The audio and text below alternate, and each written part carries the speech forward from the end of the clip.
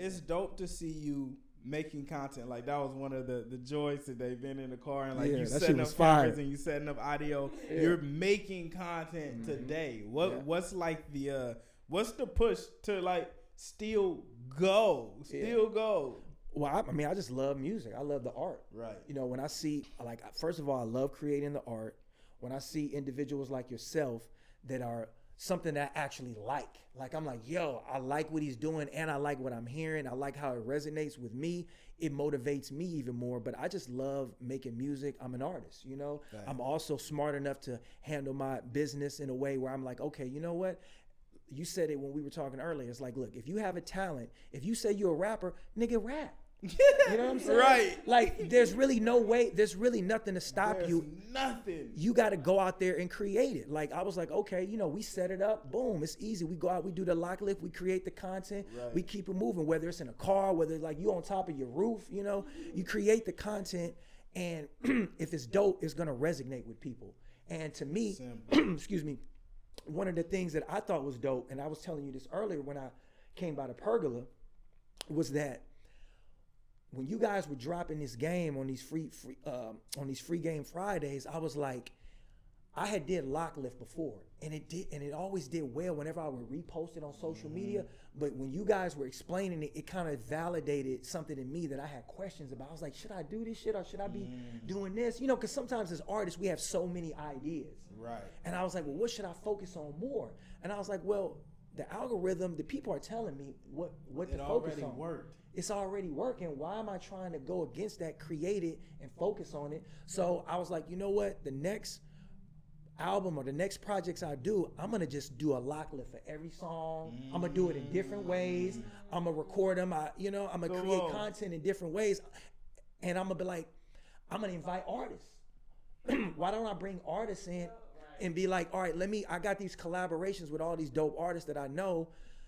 They can do this shit. Why don't I incorporate them? So I was watching the information y'all gave, and I kind of followed it, and my shit started going viral. You know what I mean? I'm looking, I'm like, hey, like, you know what I'm saying? I'm like, hey, they speaking some real shit. So I start posting. Next thing I know, I'm seeing 500,000, 700,000. Right. TikTok. You know, somebody that's been in the game for a minute, I was like, man, this old TikTok shit. And then my other homie, I'm not gonna lie, I gotta get my homie Echo, who's out in Vegas. He's a dope independent artist. His shit was going crazy on TikTok. He was like, bruh, you need to utilize TikTok. I was like, man, I don't know what to post. He's like, bruh. Nigga, rap. He's like, post it. She's like, the same shit you doing. You just gotta, format it for TikTok. Just check. So I was like, you know what? That's even more, that gives me more motivation. Like, I'm about to do this lock lift shit. Yeah. And I did it. I mean, TikTok, the algorithm going crazy. The first video I post on there, 2 million views. Right. You know what I'm saying? Right. I'm doing all kind of different shit. I was doing the 49er raps. Right. I don't know if you've seen that. I basically was just like with a phone in front of my car after every 49er game, because I'm a huge 49er fan. I started doing freestyles about the game, right? Leading up to the next game. That shit starts going viral. I think the last one I did was their last game. It went viral on Facebook, Instagram, TikTok, too. And I'm like, then the 49ers hit me. Like, hey, we want you to do the official song for the 2023 season. I'm like, all right. So all these things is coming from doing what you love. Rapping. And just putting it out there. Stop being, you know what I mean? Ain't it crazy how like you could spend years questioning and wondering like what do I need to, what is it I need to do? You got to get out there and do it, bro. It's like the one thing you do that you love to do, right? But you have to do it. And I'm doing the shit. I'm like, man, is this stupid? I'm like, but I'm like, look, nigga, you watching the games anyway. Why not utilize your skill set? If you have time to consume content, then you have time to make content. Absolutely. There's no way you could sit and watch a whole game, but Facts. You couldn't make a piece You couldn't of make content. up content.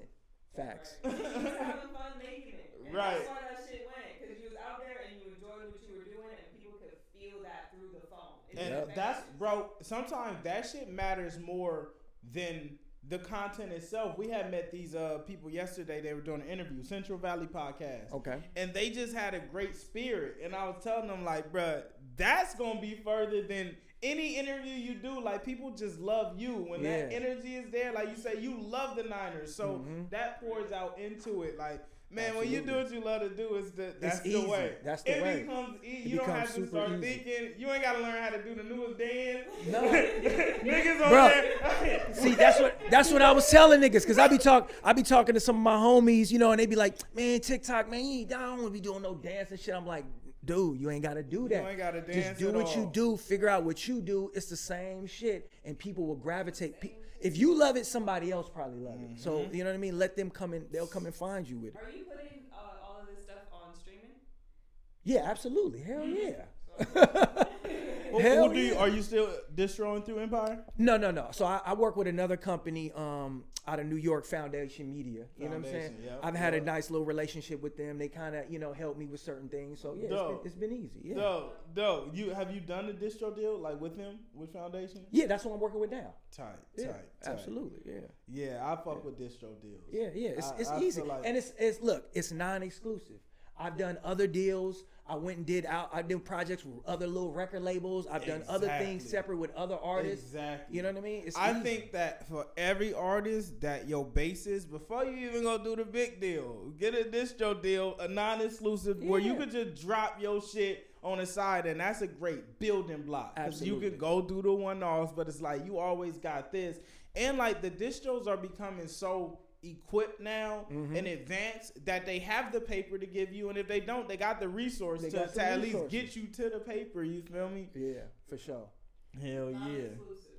Non-exclusive is the important.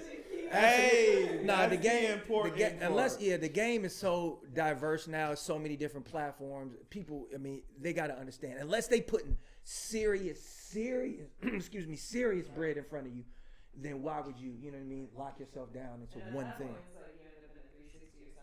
Bro, that was my biggest thing early on, getting offers. And I used to tell my pops all the time, like, bruh, I'm not trying to do 3, 4, 5 albums with nobody. Like, we should be able to start with one. It's kind of interesting how this industry refuses to do one sometimes. They're like, nah, nigga, we need you for the next 10 years of your life. You've been able to negotiate that one deal, that one album deal every single time. Yeah. Because it's like, I don't want to get married. I just want to go out to lunch. People should understand that.